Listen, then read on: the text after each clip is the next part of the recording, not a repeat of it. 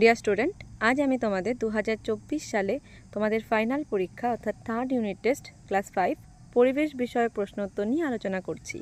তো দেখো, প্রথমেই রয়েছে 1 নম্বরের প্রশ্ন উত্তর। সঠিক উত্তরটি নির্বাচন করো। 1-এর ক, দেখো, কাগজ প্রথম তৈরি হয় নেপালে, চীনে, ভারতে না জাপানে? উত্তর হয়ে যাবে চীনে। 2 নম্বর, পৃথিবীর কক্ষপথটি বৃত্তাকার, চ্যাপ্টা, উপবৃত্তাকার না সমতল? উত্তর হয়ে যাবে উপবৃত্তাকার। নাম্বার 3, এরপর 3 নাম্বার প্রশ্ন, চন্দ্রগ্রহণ কোন তিথিতে হয়? অমাবস্যা, একাদশী, পূর্ণিমা না ত্রয়োদশী? উত্তর হয়ে যাবে পূর্ণিমা। 4 নাম্বার, কলকাতায় প্রথম রিক্সা আসে 1900 সালে, 1901 সালে, 1911 সালে না 1902 সালে? উত্তর হয়ে যাবে 1900 সালে। 5 নাম্বার, পৃথিবীর উপগ্রহ হলো বৃহস্পতি, সূর্য, চাঁদ না মঙ্গল? উত্তর হয়ে যাবে চাঁদ। নেক্সট 6 নাম্বার, সুনামি একটি কি শব্দ?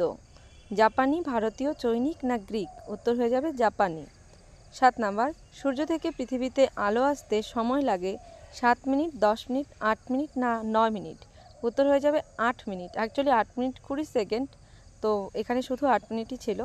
এরপরে দেখো 8 নাম্বার, আনন্দ মঠ লেখা স্বামী বিবেকানন্দ, দয়ানন্দ সরস্বতী, বঙ্কিমচন্দ্রের এবং সূর্য সেনের? উত্তর হয়ে যাবে বঙ্কিমচন্দ্রের।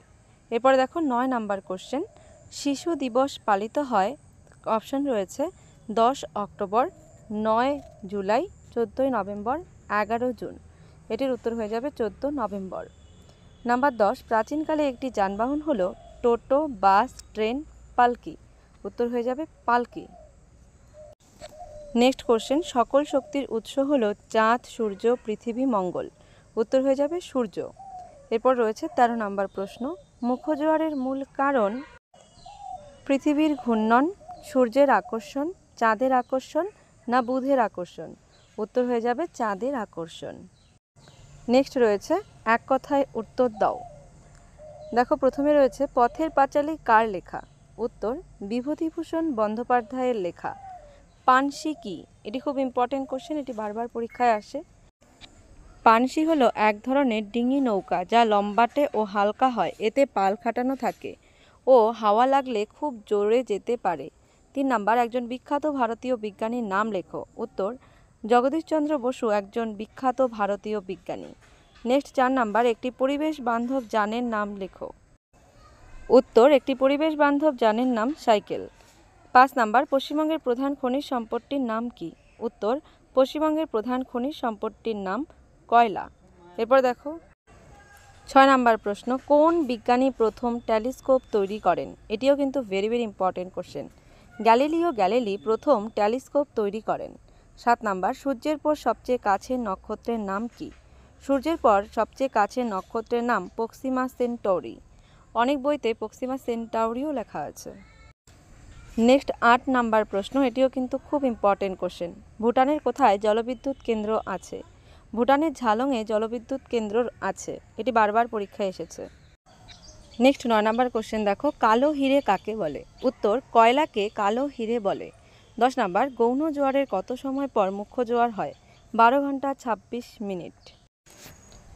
নেক্সট কোশ্চেন, গাছের পাতা আমাদের কোন গ্যাস সরবরাহ করে? উত্তর গাছের পাতা আমাদের অক্সিজেন গ্যাস সরবরাহ করে। 12 নাম্বার, মরা কোটাল কোন তিথিতে হয়? উত্তর মরা কোটাল অষ্টমী তিথিতে হয়।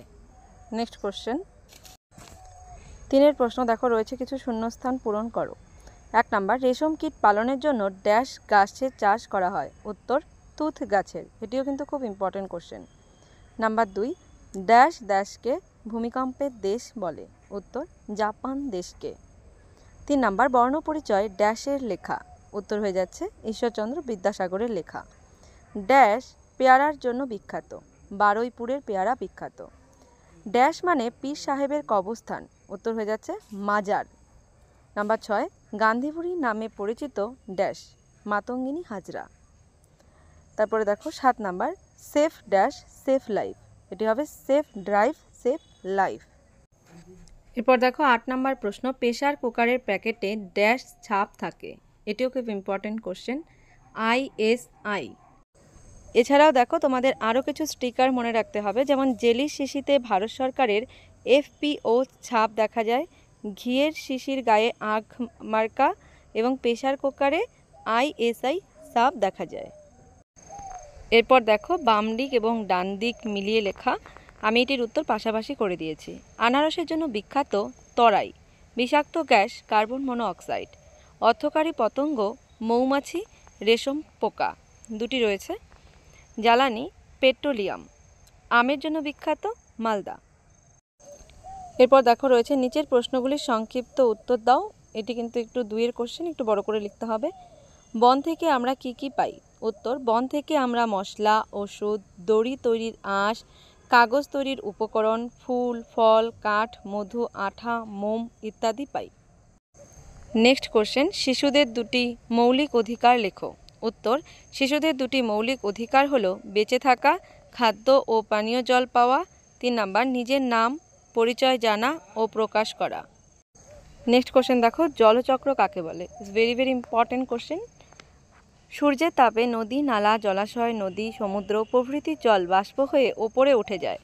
ওপরে জলীয় বাষ্প ঠান্ডা হয়ে মেঘে পরিণত হয়, তারপর মেঘ থেকে বৃষ্টি হয় এবং সেই জল আবার পুকুর, জলাশয়, সমুদ্রে এসে পড়ে। সেই জল আবার বাষ্পে পরিণত হয় এবং এই ঘটনা বারবার চলতে থাকে। একেই জলচক্র বলে। এটির একটি ছবি দিয়ে দিলে ভালো হয়, তোমাদের বইয়ে দেখে নিও, এটির একটি ছবি রয়েছে। 4 নাম্বার, ভূমিকম্প অঞ্চলে তুমি কিভাবে বাড়ি তৈরি করবে এবং কী কী সতর্কতা অবলম্বন করবে ভূমিকম্প হলে?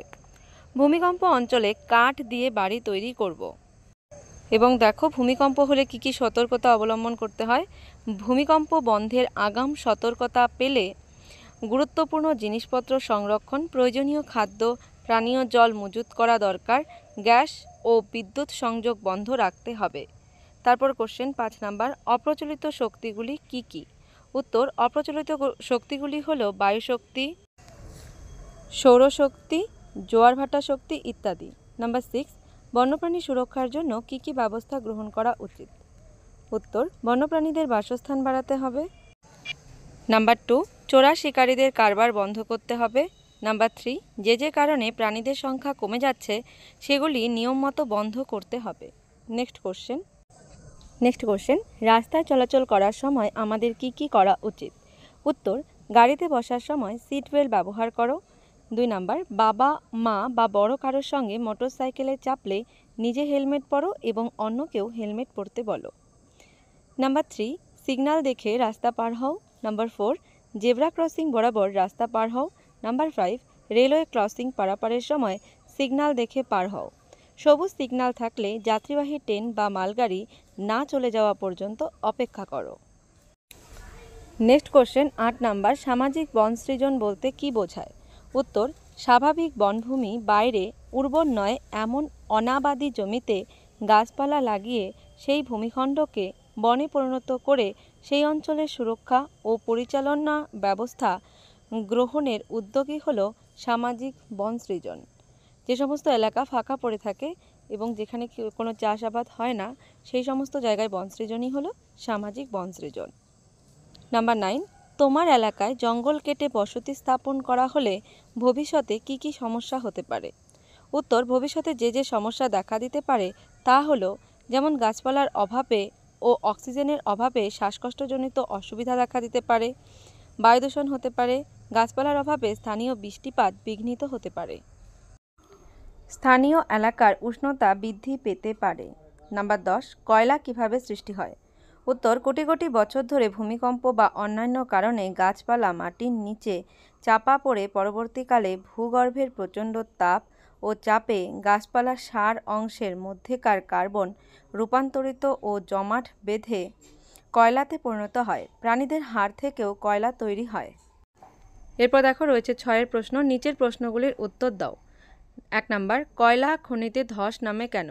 উত্তর, কয়লা খনি অঞ্চলে বেশি করে কয়লা তুলে নিলে ধস নামে, যদি না খনিটিকে মাটি, বালি ইত্যাদি দিয়ে ভর্তি করা হয়। তাছাড়া খনি অঞ্চলে গাছ লাগানো খুব দরকার। গাছের শিকড়গুলি মাটির নিচে জালের মতো ছড়ায়, ফলে ধসের সম্ভাবনা থাকে না। ধসের ফলে খনি অঞ্চলে বহু ঘরবাড়ি নষ্ট হয়ে যায়। এই কারণে খনি থেকে সমস্ত কয়লা তোলা উচিত নয়। যে সমস্ত খনি থেকে বেশি কয়লা তোলা হয় সেখানে সাধারণত ধস নামে। নেক্সট 2 নাম্বার কোশ্চেন, সূর্য ও চন্দ্রগ্রহণের ছবি অঙ্কন করো। এটিও কিন্তু খুব ইম্পর্টেন্ট কোশ্চেন, তবে অবশ্যই আগে সংজ্ঞাটি দিয়ে নেবে।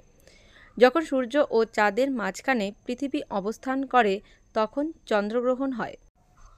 দেখো চন্দ্রগ্রহণের ছবিটি, এই ছবিটি তোমাদের বইয়ে 166 পাতায় রয়েছে, তোমরা সেখান থেকে ছবিটি এঁকে নেবে। এরপর দেখো সূর্যগ্রহণ, যখন পৃথিবী ও সূর্যের মাঝে চাঁদ অবস্থান করে তখন সূর্যগ্রহণ হয়। সূর্যগ্রহণের ছবিটি তোমাদের বইয়ে 164 পাতায় রয়েছে, সেখান থেকে এঁকে নেবে। এরপর দেখো 3 নাম্বার প্রশ্ন এবং এটি আজকের শেষ প্রশ্ন, হরপা বান কাকে বলে? Is very very important. উত্তর, যে সমস্ত নদী নুড়ি পাথর জমে ভরাট হয়ে গেছে, হঠাৎ খুব বৃষ্টি হলে সেই সব নদী অনেক জলে ভরে যায়, অত জল নদী বয়ে নিয়ে যেতে পারে না, তখন নদীতে বন্যা হয়, একেই হরপা বান বলে। গত কয়েক বছরে পুরুলিয়া, জলপাইগুড়ি, উত্তরাখণ্ডে এমনই বন্যা দেখা গেছে। ভিডিওটি হেল্পফুল হলে ভিডিওটিতে একটি লাইক করে দিও, আমার চ্যানেলটি সাবস্ক্রাইব করে পাশের বেল আইকনটি প্রেস করে রেখো, যাতে আমার ভিডিও সবার প্রথমে তোমার কাছে পৌঁছে যায়। ভিডিওটি বন্ধুদের সঙ্গে শেয়ার করে দিও। সামনেই তোমাদের পরীক্ষা, ভালো করে পরীক্ষা দিও সবাই। Thanks for watching.